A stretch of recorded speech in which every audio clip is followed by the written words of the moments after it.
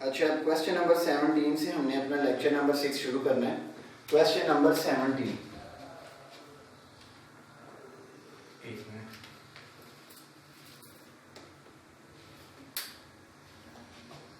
Question 17, मैं पहले question लिख लेता हूँ ज़रा।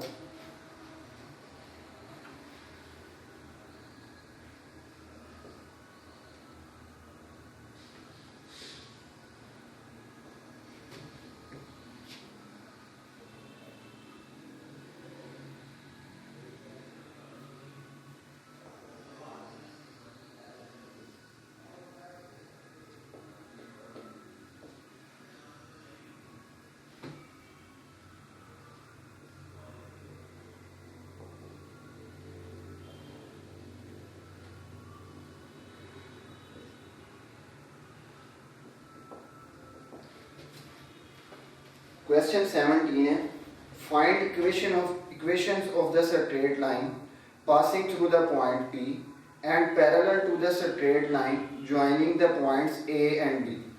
हमने एक स्ट्रेट लाइन की इक्वेशन फाइंड करनी है जो पॉइंट P से पास कर रही है और वो एक दूसरी लाइन जो A और B के ज्वाइन करने से बन रही है उसके पैरेलल। इस तरह एक लाइन है जो पॉइंट P से पास कर रही है और वो कोई दूसरी लाइन जो A और B के ज्वाइन करने से बन रही है उसके पैरेलल। अब जो रिक्वायर्ड लाइन है उसका हमारे पास उसका एक पॉइंट आ गया, ये P0 -3 2, यानी यहाँ हमारे पास x1 आ गया 0, y1 आ गया -3 और z1 आ गया 2। अब ये A और B को ज्वाइन करने से जो लाइन बन रही है, ये AB वेक्टर उसका डायरेक्शन वेक्टर होगा और क्योंकि AB लाइन रिक्वायर्ड लाइन के पैरेलल है तो फिर इसका डायरेक्शन वेक्टर भी AB ही होगा। तो वो फाइंड कर लेते हैं। AB वो आ जाएगा हमारे पास AB -1 3 और -2। लिखते हैं as required line is parallel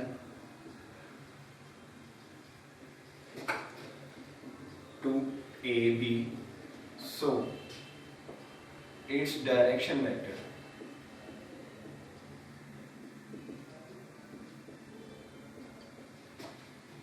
D is equal to AB। तो उसका डायरेक्शन वेक्टर भी AB ही होगा। तो D आ गया हमारे पास -1 -3 और -2। अब रिक्वायर्ड लाइन का एक पॉइंट आ गया हमारे पास और उसका हमें डायरेक्शन वेक्टर भी पता लग गया। तो पॉइंट और डायरेक्शन वेक्टर की मदद से हम लाइन की इक्वेशन निकाल देते हैं। Therefore equation of required line is, वो आ जाएगी हमारे पास x - x1 over A is equal to y - y1 over B is equal to z - z1 over C। x - x1 है हमारे पास 0 over A है -1 is equal to y - y1 -3 और +3 हो जाएगा over B है 3 is equal to z - z1 है -2 over z1 है हमारे पास 2 ओवर c है हमारे पास -2। ये हमारे पास लाइन की इक्वेशन आ गई। इक्वेशन नंबर 17 हो। अब नेक्स्ट क्वेश्चन नंबर 18 करते हैं।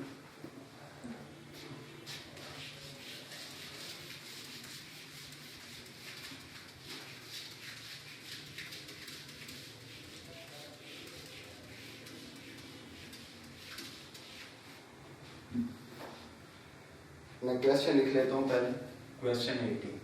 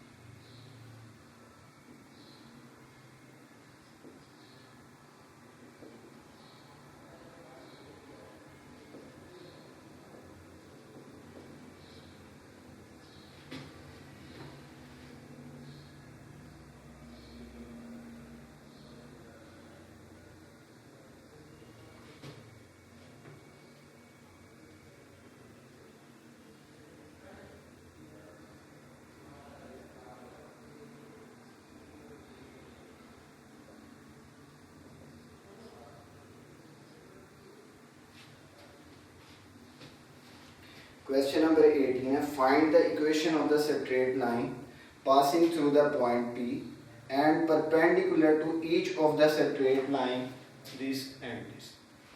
एक हमने लाइन की इक्वेशन फाइंड करनी है जो पॉइंट P से पास कर रही है और ये लाइन इन दो दी हुई लाइंस के परपेंडिकुलर। हमें पॉइंट दे दिया गया है, देयरफॉर x1 आ गया हमारे पास 2, y1 आ गया 0 और z1 आ गया हमारे पास -2।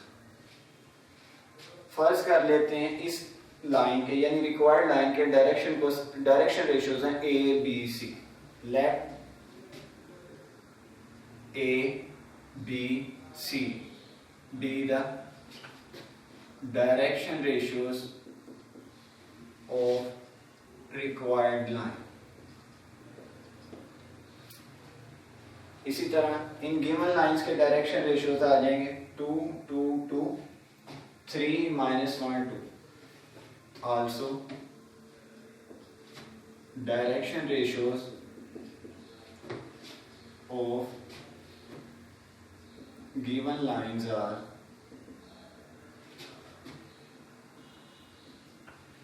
वो आ जाएंगे 2 2 2 एंड 3 -1 2। अब रिक्वायर्ड लाइन दी हुई लाइंस के परपेंडिकुलर है, इसका मतलब इसके डायरेक्शन रेशियोज और इनके डायरेक्शन रेशियोज के प्रोडक्ट का सम 0 होगा, तो उसको 0 के इक्वल रख के वहां से दो इक्वेशंस निकाल लेते हैं। As required line is perpendicular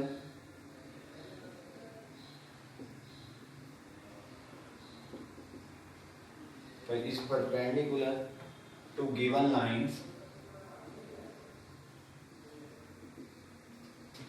so direction ratios और इनके डायरेक्शन रेशियोज के प्रोडक्ट का सम 0 होगा, यानी 2a + 2b + 2c = 0। इसी तरह 3a - b + 2c = 0। इनको हम इक्वेशन नंबर 1 और 2 कहते हैं।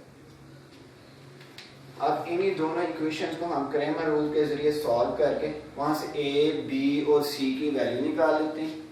a, b, c की वैल्यू आ जाएंगी तो मतलब हमारे पास रिक्वायर्ड लाइन के डायरेक्शन रेशियोज आ जाएंगे। डायरेक्शन रेशियोज आ जाएंगे, उसका एक पॉइंट हमें पहले ही पता है और उनकी मदद से फिर हम रिक्वायर्ड लाइन की इक्वेशन निकालें। अब सॉल्व करते हैं 1 और 2 को bye Cramer. Solving 1 and 2 by Cramer rule।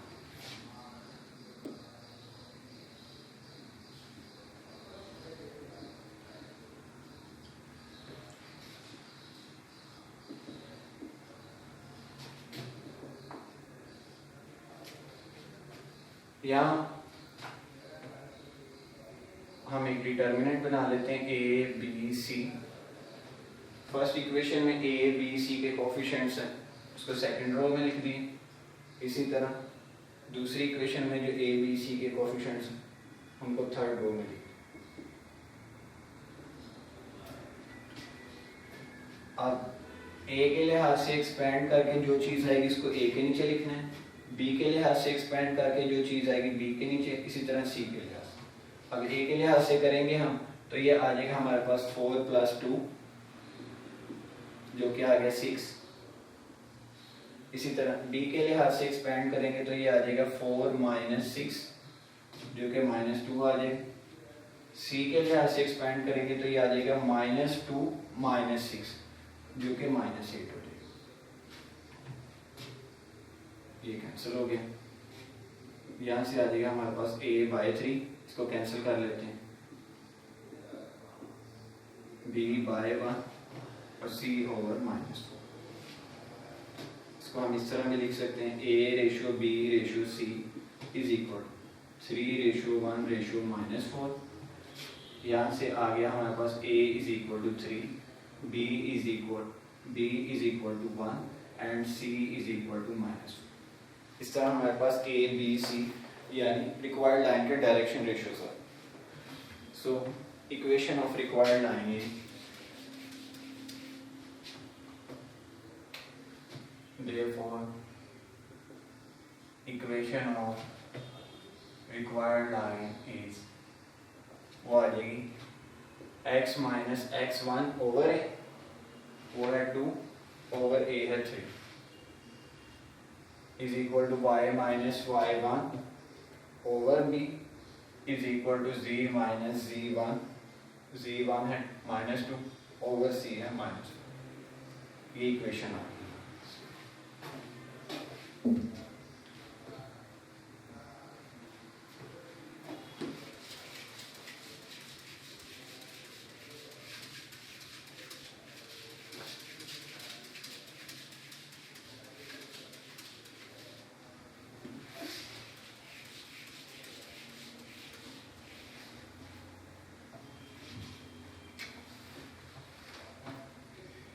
आगे क्वेश्चन नंबर 17 और 18 की तरह की एग्जांपल्स हैं. एग्जांपल नंबर 2 और 3 ये आपने खुद करनी है. आगे क्वेश्चन नंबर 19.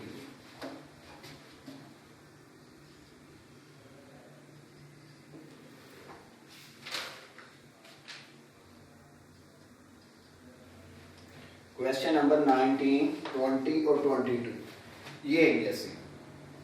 मैं पहले क्वेश्चन लिख लेता हूँ.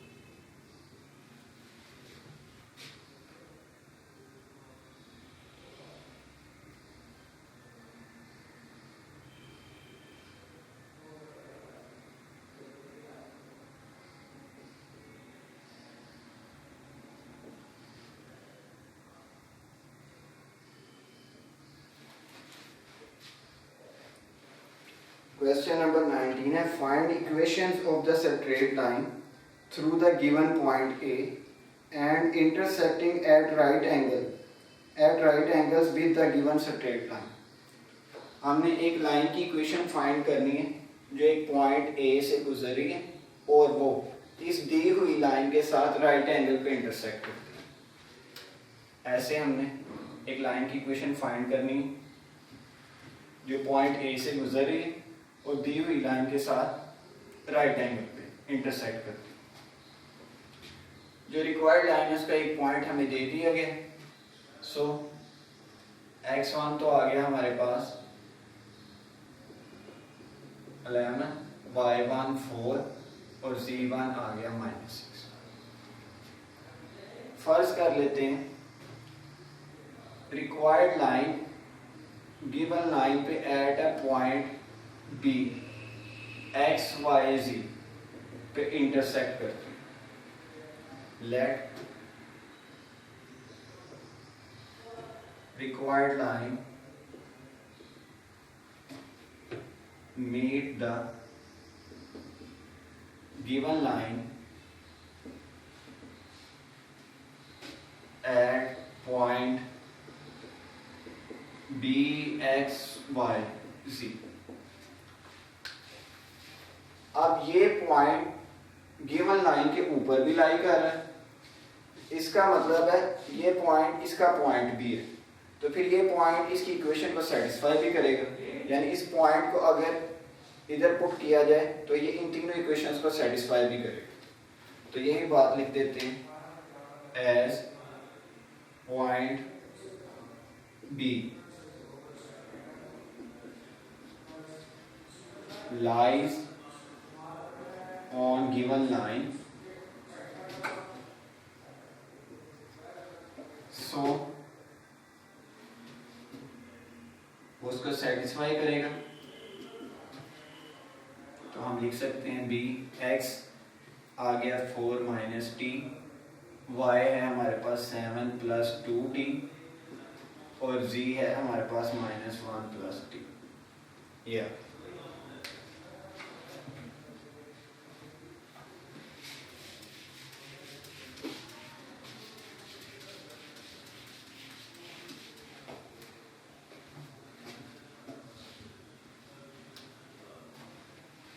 रिक्वायर्ड, ये ए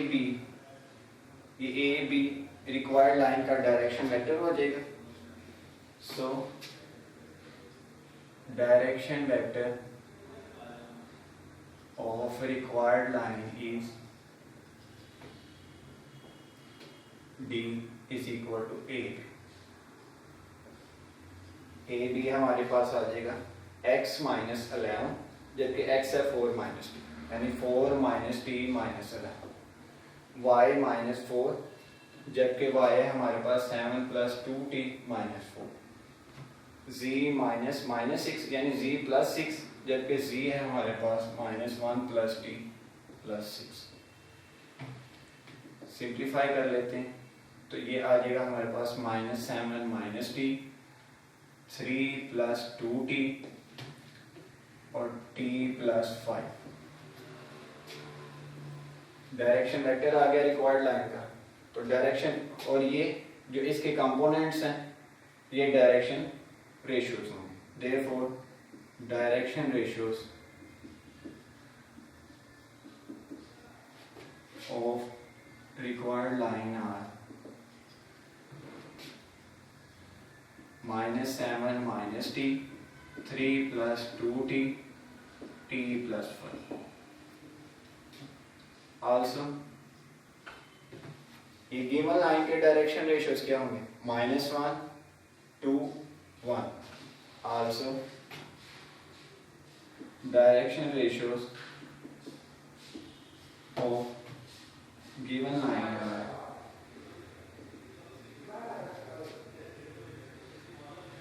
-1 2 और 1। अब रिक्वायर्ड लाइन और गिवन लाइन आपस में परपेंडिकुलर है, then by condition of perpendicularity direction ratios के प्रोडक्ट का सम 0 होगा, तो वही लिख देते हैं as required line is perpendicular to given line, so direction ratios के प्रोडक्ट का सम 0 होगा, यानी -1 × -7 - t, 2 × 3 + 2t + 1 × t + 5 is equal to 0। ये आ गया हमारे पास 7 + t, 6 + 4t, t + 5 is equal to 0। ये हो जाएगा हमारे पास 60, 7 + 6 13, 13 + 5 19, 13 + 5 sorry 18 इज इक्वल टू 0। यहाँ से हमारे पास t की वैल्यू आ जाएगी -3।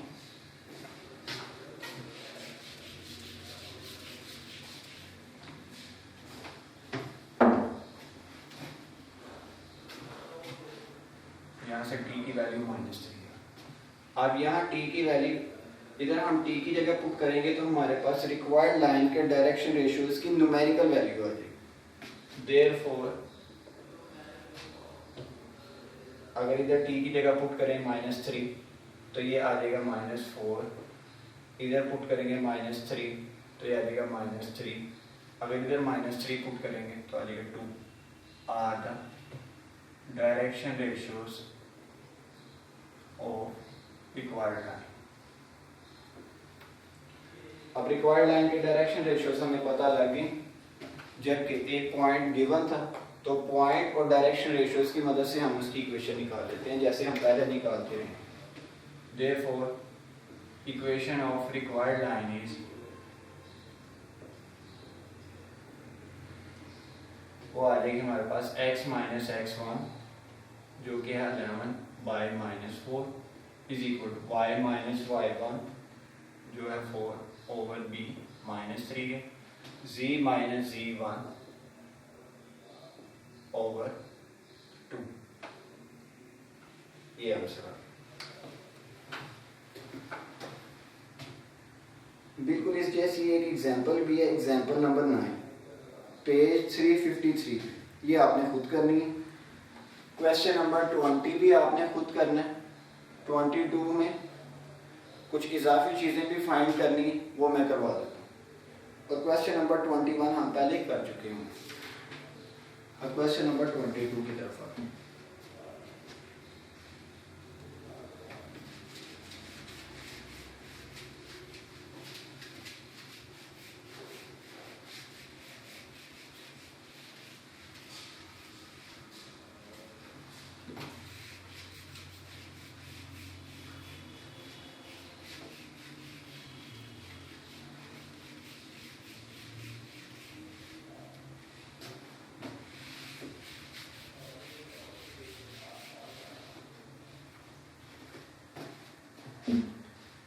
मैं पहले क्वेश्चन लिख देता हूँ। क्वेश्चन नंबर 22 है हमारे पास।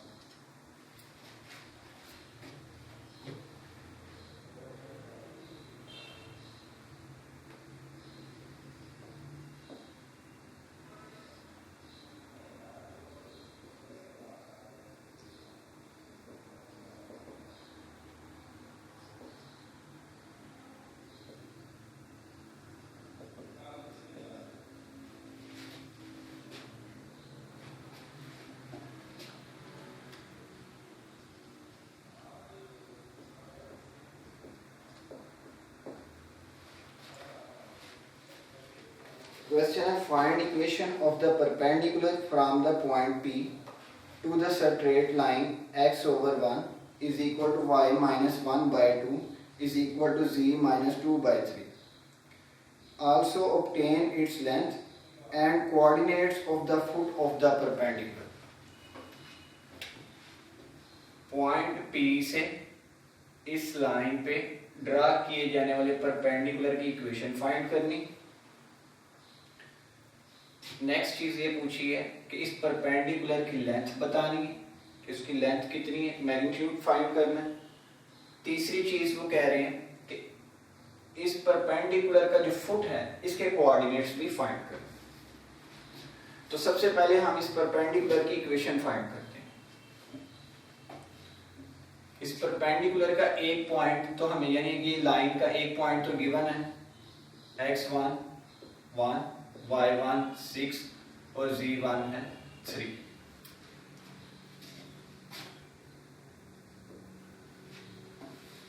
अच्छा, इसको कंसीडर कर लेते हैं। या देखिए x/1 is equal to y-1/2 is equal to z-2/3। First कर लेते हैं ये किसी रियल नंबर t के इक्वल।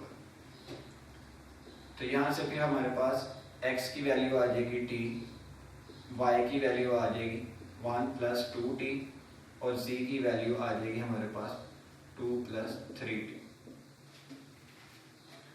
अब फर्स्ट कर लेते हैं ये परपेंडिकुलर किसी पॉइंट Q पर आकर गिवन लाइन को देखा। लेट required line meets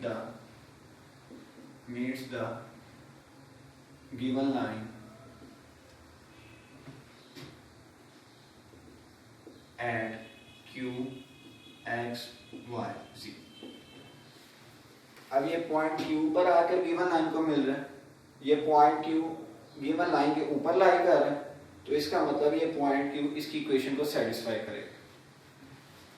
यही बात लिखते हैं एज पॉइंट Q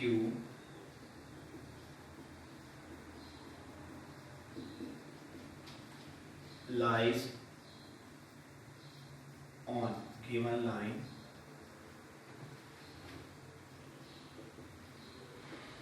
so ये इसको सेटिस्फाई करेगा।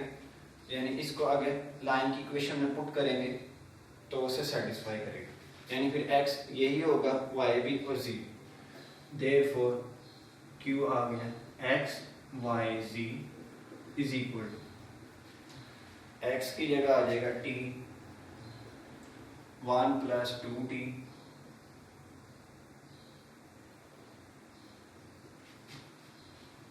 + 3t।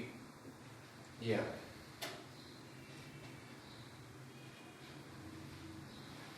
अब ये P Q vector required line का डायरेक्शन वेक्टर हो गया। So therefore direction vector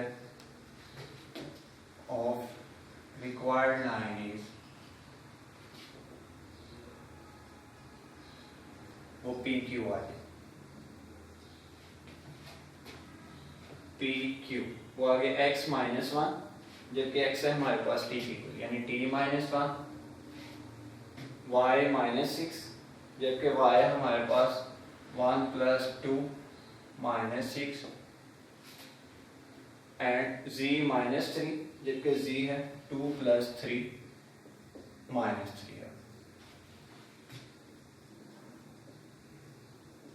simplify कर लेते हैं, यानी 2t - 5 3t - 1 ये डी आ। देयरफॉर डायरेक्शन रेशियोज होंगे फिर t - 1 2t - 5 3t - 1। also direction ratios of given line are given line के डायरेक्शन रेशियोज होंगे 1 2 3। अब रिक्वायर्ड और गिवन लाइन आपस में परपेंडिकुलर है, तो बाय कंडीशन ऑफ परपेंडिकुलरिटी दोनों के डायरेक्शन रेशियोज के प्रोडक्ट का सम 0 होगा। As required line is perpendicular to given line, so 1 × t - 1 plus 2 × 2t - 5 plus 3 × 3t - 1 is equal to 0। ये आ गया t - 1 plus 4t - 10 plus 9t - 3 is equal to 0। 5t 5 और 9 14t minus ये -14 is equal to 0 और t की value 1 आ। अब यहाँ t की वैल्यू को यहाँ t की जगह पुट करेंगे तो हमारे पास रिक्वायर्ड लाइन के डायरेक्शन रेशियोज की न्यूमेरिकल वैल्यू आ जाएगी। Therefore direction ratios of required line are वो आ जाएंगे, t की जगह 1 रखते हैं 0 -3 2। अब रिक्वायर्ड लाइन के डायरेक्शन रेशियोज भी आ गए, एक पॉइंट गिवन था तो उनकी मदद से हम उसकी इक्वेशन निकाल रहे हैं। Therefore equation of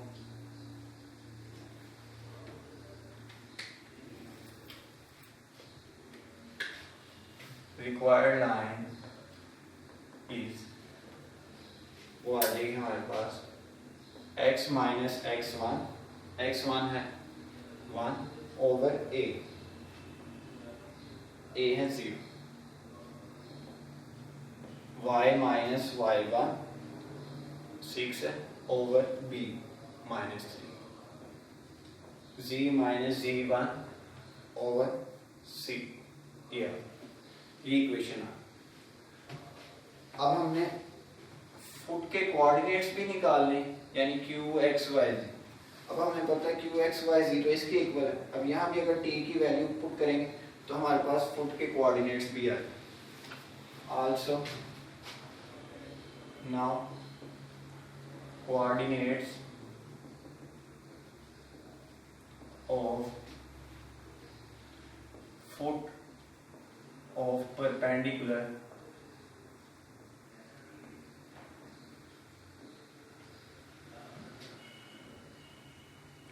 Q is equal to, यहाँ 1 पुट करेंगे, क्या लेगा 1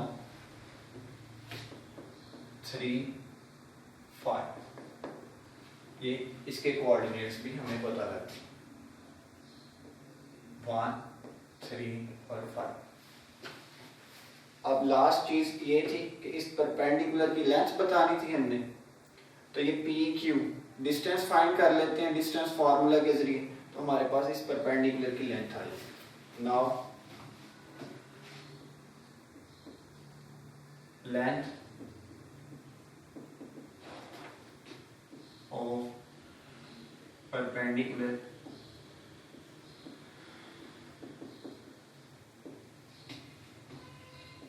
पी क्यू इज, वो आ जाएगी पी क्यू मैग्नीट्यूड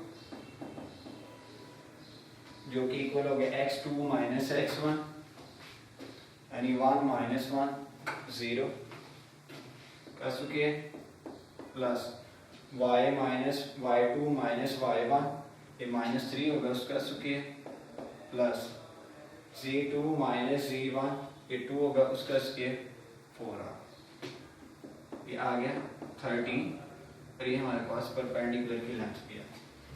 और तीनों चीजें हमने फाइंड कर ली।